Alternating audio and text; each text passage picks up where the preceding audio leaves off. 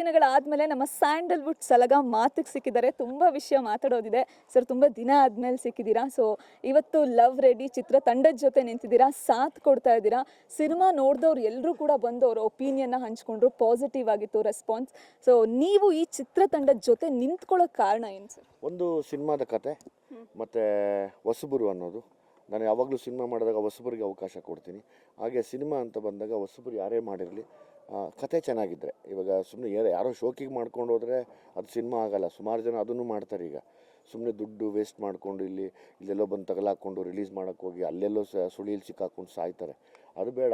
ಸಿನಿಮಾಗೆ like they deserve to do this cinema as an actors ಅಷ್ಟೇ, ಕತೆ ವಿಷಯದಲ್ಲೂ ಅಷ್ಟೇ. ಆಮೇಲೆ ಜನಕ್ಕೆ ನಂಬಿಸೋದಿದೆ ಗೊತ್ತಾ, ಅದು ತುಂಬ ಮುಖ್ಯ ಆಗುತ್ತೆ ಸಿನಿಮಾ ಅಂದಾಗ. ನಾವು ಹೆಂಗೆ ಜನಕ್ಕೆ ಕನ್ವಿನ್ಸ್ ಮಾಡ್ತೀವಿ ಅಂತ ಅಷ್ಟು ಆ್ಯಂಗಲಲ್ಲಿ ಈ ಸಿನಿಮಾ ಕತೆ ಗೆಲ್ಲುತ್ತೆ. ಮತ್ತು ಇಬ್ಬರು ನಟರು ಗೆಲ್ತಾರೆ, ಈಕೆ ತಂದೆ ಗೆಲ್ತಾರೆ, ಇಡೀ ಪಾತ್ರಧಾರಿಗಳು ಗೆಲ್ತಾರೆ. ಒಂದು ಒಂದು ಒಂದು ಲವ್ವಲ್ಲಿ ಮುಳುಗೋಗಂಥ ಒಂದು ಸಿನಿಮಾ. ಬರಬೇಕಾದ್ರೆ ಕಣ್ಣಲ್ಲಿ ನೀರು ಹಾಕ್ಕೊಂಡು ಅಯ್ಯೋ ದೇವ್ರೆ ಯಾರಿಗೂ ಹಿಂಗೆ ಆಗೋದು ಬೇಡಪ್ಪ. ಈಗ ಉದಾಹರಣೆಗೆ ನಮ್ಮ ಭೀಮಾ ನೋಡಿದಾಗ ಸುಮಾರು ಜನಕ್ಕೆಪ್ಪ ಯಾವ ಮಕ್ಕಳು ಡ್ರಗ್ಸ್ ತೊಗೋಬಾರ್ದು ಅಂದರು. ಹಂಗೆ ಈ ಸಿನಿಮಾ ನೋಡಿದಾಗ ಲವ್ ಮಾಡಬೇಕಾ ಬೇಡ ಅನಿಸ್ಬಿಡತ್ತೆ.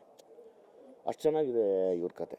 ಸರ್, ಒಬ್ಬರು ಸ್ಟಾರ್ ನಟ ಒಂದೊಳ್ಳೆ ಕಥೆಗೆ ಒಂದೊಳ್ಳೆ ತಂಡಕ್ಕೆ ಸಪೋರ್ಟ್ ಆಗಿ ನಿಂತ್ಕೊಳ್ಳೋದು ಎಷ್ಟು ಇಂಪಾರ್ಟೆಂಟ್ ಅನ್ಸುತ್ತೆ? ಅಂದರೆ ಈಗ ನೋಡಿ, ಈಗ ನಾವೇ ತಿನ್ನಬೇಕು ನಾವೇ ಇರಬೇಕು ಅನ್ನೋದೇನಿಲ್ಲ. ಇಲ್ಲಿ ಎಲ್ಲರೂ ಹೊಸಬರು ಬರಬೇಕು, ಕನ್ನಡ ಚಿತ್ರೋದ್ಯಮ ಬೆಳಿಬೇಕು, ಹೊಸ ಪ್ರತಿಭೆಗಳು ಬಂದು ಒಂದು ದಿವಸ ನಾವು ಹೊಸ ಪ್ರತಿಭೆಗಳು ಬಂದ್ವಿ, ನಮಗೂ ಅವಕಾಶ ಮಾಡಿಕೊಟ್ರು. ಹಂಗೆ ಅದಕ್ಕೆ ಯಾರು ಯೋಗ್ಯರಿರ್ತಾರೆ ಅವ್ರು ಮತ್ತೆ ಮತ್ತೆ ಬರ್ತಾ ಇರಬೇಕು, ಅವ್ರು ಬಂದು ಬೆಳೀತಾ ಇರಬೇಕಿಲ್ಲಿ.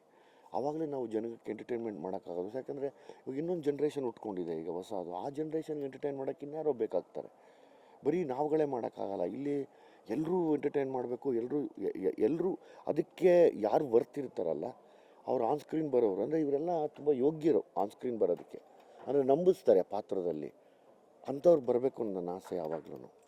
ಸರ್, ಸಪೋರ್ಟ್ ಮಾಡಬೇಕು ಅಂತ ಎಲ್ಲೋ ಒಂದು ಮೇಲ್ನೋಟಕ್ಕೆ ಒಂದು ಬೈಟ್ ಕೊಟ್ಟಿದ್ದೋ ಅಥವಾ ಒಂದು ವಿಶ್ ಮಾಡಿದ್ದೋ ಅಲ್ಲ ದುನಿಯಾ ವಿಜಯ್ ಅವರು.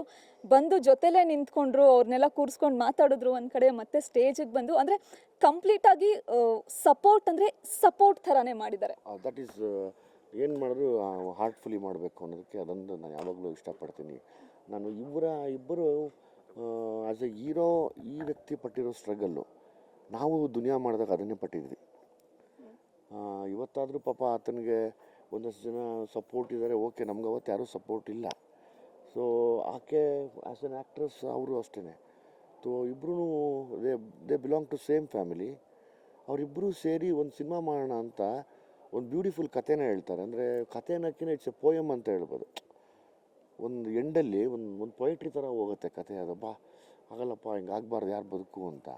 ಸೊ ಹಂಗಾಗಿ ನಾನು ತುಂಬ ಸಪೋರ್ಟ್ ಮಾಡಬೇಕು ಅನ್ನಿಸ್ತು. ಇವತ್ತು ಬಹಳಷ್ಟು ಜನ ಸ್ಟೇಜ್ ಮೇಲೆ ಬಂದು ಮಾತಾಡಿದ್ರು, ಒಂದಷ್ಟು ಜನ ಕಣ್ಣೀರು ಕೂಡ ಹಾಕಿದ್ರು. ಅಷ್ಟು ಸಿನಿಮಾ ಕನೆಕ್ಟ್ ಆಯಿತು. ಸೊ ಥಿಯೇಟರಲ್ಲಿ ಜನಕ್ಕೆ ಹೇಗೆ ಕನೆಕ್ಟ್ ಆಗುತ್ತೆ, ಈ ಸಿನಿಮಾ ಎಷ್ಟು ಇಂಪ್ಯಾಕ್ಟ್ ಮಾಡುತ್ತೆ? 100% ಸಿನಿಮಾ ನೋಡೋರ್ಗಂತೂ ತುಂಬ ಕನೆಕ್ಟ್ ಆಗುತ್ತೆ. ಕನೆಕ್ಟ್ ಆಗಿ ಹೋಗ್ಬೇಕಾದ್ರೆ ಸೈಲೆಂಟಲ್ಲಿ ಇರ್ತಾರೆ, ಅಂದರೆ ಡಿಸ್ಟರ್ಬ್ ಆಗಿಬಿಡ್ತಾರೆ. ಸೊ ಸುಮಾರು ಕತೆಗಳಪ್ಪ ನಮಗೆ ನಮ್ಮ ಸಿನಿಮಾ ಇಂಡಸ್ಟ್ರೀಲಿ, ಸ್ಪೆಷಲಿ ಎಲ್ಲ ಇಂಡಸ್ಟ್ರಿಲೂ ಅಷ್ಟೇ ತುಂಬ ಒಳ್ಳೊಳ್ಳೆ ಕತೆಗಳು ಬಂದಾಗ ಮಿಸ್ ಆಗೋಗಿದೆ. OTTಗೆ ಬಂದಾಗ ಅನ್ಕೋತಾರೆ ಅಯ್ಯೋ ಈ ಸಿನಿಮಾ ನೋಡಬೇಕಾಗಿತ್ತು ಅನ್ಕೋತಾರೆ. ಸೊ ಆ ಥರ ತುಂಬ ಒಳ್ಳೆ ಕತೆ ಮಿಸ್ ಆಗಬಾರ್ದು ಪ್ರೇಕ್ಷಕರಿಗೆ. ಆಮೇಲೆ ಎಲ್ಲೋ ಒಂದು ಅಂಡರ್ ಕರೆಂಟಲ್ಲಿ ಲವ್ ಮಾಡಬೇಕಾ ಬೇಡವಾ ಅನ್ನೋ ನಿರ್ಧಾರಗಳು ಸಖತ್ತಾಗಿ ತೊಗೊಂಡೋಗ್ಬೋದು ಇಂಥ ಸಿನಿಮಾ ನೋಡೋದು. ಅಂದರೆ it's again A message oriented. ಒಂದು ಮೆಸೇಜ್ ಹೇಳುತ್ತೆ ಪ್ರೇಮಿಗಳಿಗೆ, ಮನೆಯವ್ರಿಗೆ, ಎಲ್ಲರಿಗೂ. ಆವಾಗ ಒಂದ್ಸರಿ ಕಾದಲ್ಲಿ ಬಂದಿತ್ತು. ಆ ಥರ ಸುಮಾರು ಸಿನಿಮಾಗಳ ಎಕ್ಸಾಂಪಲಲ್ಲಿ ಇದು ಕೂಡ ಪಾಪ ಇದೇ ಇವರೇನೆ ಯಾರೋ ತುಂಬ ಅಂದರೆ ಈ ಇಂಡಸ್ಟ್ರಿಗೆ ಗೊತ್ತಿದ್ದವರಾಗಿದ್ದು, ತುಂಬ ಪರಿಚಯದವರಾಗಿದ್ದು ಸಿನಿಮಾ ಸೂಪರ್ ಡೂಪರ್ ಹಿಟ್ ಆಗಿಬಿಡ್ರೋದೇನೋ. ಇಲ್ಲ, ನಮ್ಮ ಥರ ಇವರು ಕಷ್ಟಪಟ್ಕೊಂಡು ಬಂದಿದ್ದಾರೆ. ಸೊ ಅವ್ರಿಗೆ ಒಳ್ಳೇದಾಗಲಿ ಅನ್ನೋ ಆಸೆ ನನಗೆ. ಸರ್, ಬ್ಯಾಕ್ ಟು ಬ್ಯಾಕ್ ಸ್ವಲ್ಪ ಮಾಸ್ ಸಿನಿಮಾಗಳೇ ನೋಡ್ಕೊಂಡು ಬಂದ್ವಿ. ಭೀಮಾ, ಭೈರತಿ ರಣಗಲ್, ಬಗೀರಾ. ಸೊ ಒಂದು ಚೇಂಜ್ ಓವರ್ ಅನ್ಸುತ್ತೆ ಲವ್ ರೆಡಿ. 100%. ಈಗೇನು ಈ ಒಂದು ದೊಡ್ಡ ಸಿನಿಮಾಗಳು ನೋಡಿದ್ರಿ, ಅದೇ ಥರ ಇದು ಒಂದು ದೊಡ್ಡ ಸಿನಿಮಾ. ಯಾವ ವಿಷಯದಲ್ಲಿ? ಲವ್ವಲ್ಲಿ. ನಾನು ಆಗಲೇ ಹೇಳ್ದಂಗೆ ಬಜೆಟ್ ಈಸ್ ಅಗೇನ್ ಸ್ಕ್ರಿಪ್ಟ್ ಯಾವತ್ತೂ. ಅದು ಇನ್ವೆಸ್ಟ್ಮೆಂಟ್. ಅದು ಎಷ್ಟಕ್ಕೂ ಬೆಲೆ ಕಟ್ಟೋಕ್ಕಾಗಲ್ಲ.